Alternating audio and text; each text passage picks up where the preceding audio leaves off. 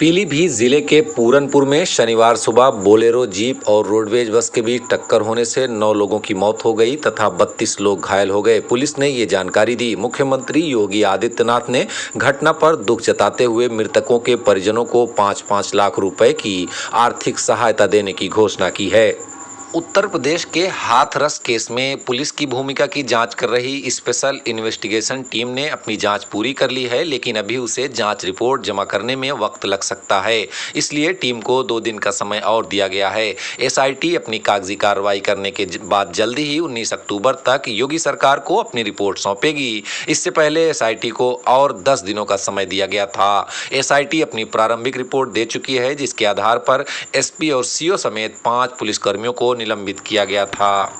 बलिया गोलीकांड के मुख्य आरोपी धीरेंद्र प्रताप सिंह ने कोर्ट में सरेंडर एप्लीकेशन फाइल किया है। डीआईजी आजमगढ़ ने बताया कि धीरेंद्र सिंह ने सरेंडर नहीं किया, केवल सरेंडर एप्लीकेशन कोर्ट में दी है, जिसकी जानकारी पुलिस को हुई है। वो घटना के बाद से फरार चल रहा है। पुलिस ने उसके 2 भाइयों देवेंद्र प्रताप सिंह और नरेंद्र प्रताप सिंह को पहले ही गिरफ्तार कर लिया था। ये दोनों भी धीरेंद्र प्रताप के साथ सह आरोपी हैं। इससे पहले शुक्रवार रात आरोपी धीरेंद्र सिंह का सोशल मीडिया में एक वीडियो वायरल हुआ, जिसमें उसने अपनी सफाई पेश की और खुद को बेकसूर बताया। श्री कृष्ण जन्मभूमि विवाद को लेकर दाखिल याचिका मथुरा की एक स्थानीय अदालत ने स्वीकार कर ली है और मामले की अगली सुनवाई 18 नवंबर को होगी।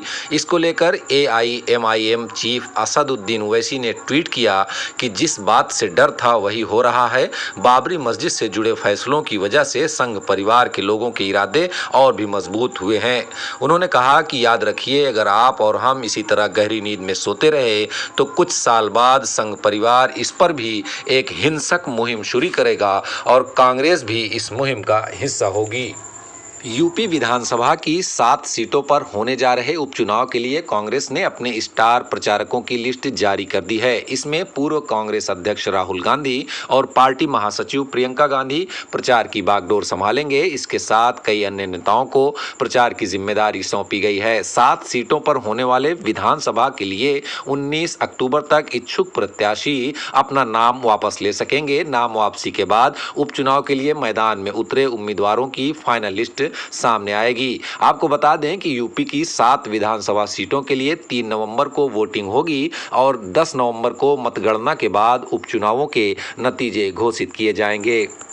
बांद्रा मजिस्ट्रेट कोर्ट ने बॉलीवुड अभिनेत्री कंगना रनौत के खिलाफ एफआईआर दर्ज करने के आदेश दिए हैं। कंगना पर धार्मिक भावनाएं भड़काने, कलाकारों को हिंदू मुसलमान में बांटने और सामाजिक द्वेष को बढ़ावा देने का आरोप लगा है।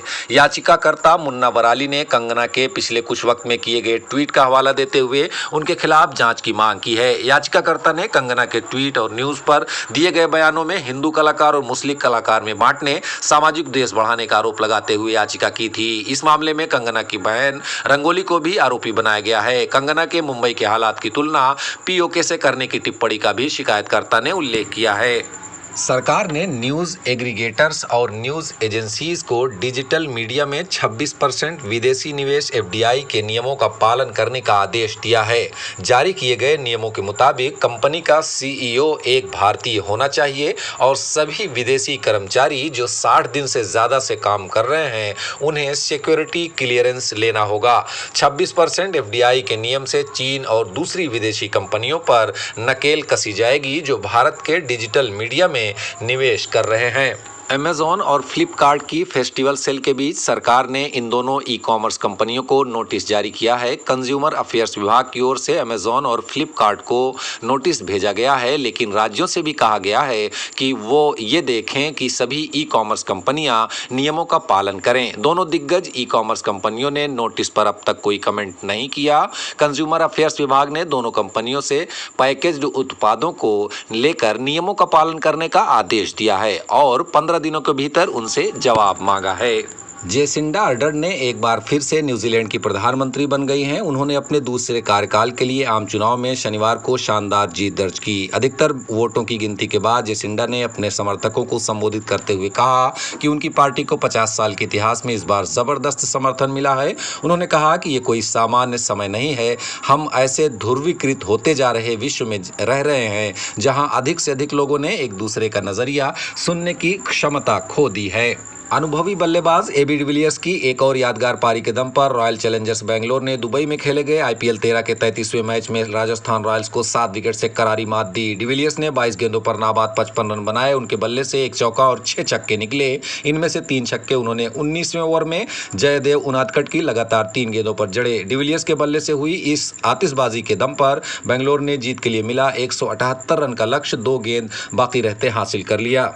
नमस्कार दोस्तों, एशियन हेडलाइंस सच का आईना में देखिए राजनीति, मनोरंजन, बिजनेस, खेलकूद, धर्म और देश दुनिया की प्रमुख खबरें। एशियन हेडलाइंस पर हमारे चैनल को लगातार देखने के लिए सब्सक्राइब करें, बेल आइकन दबाकर अप्रूव करें।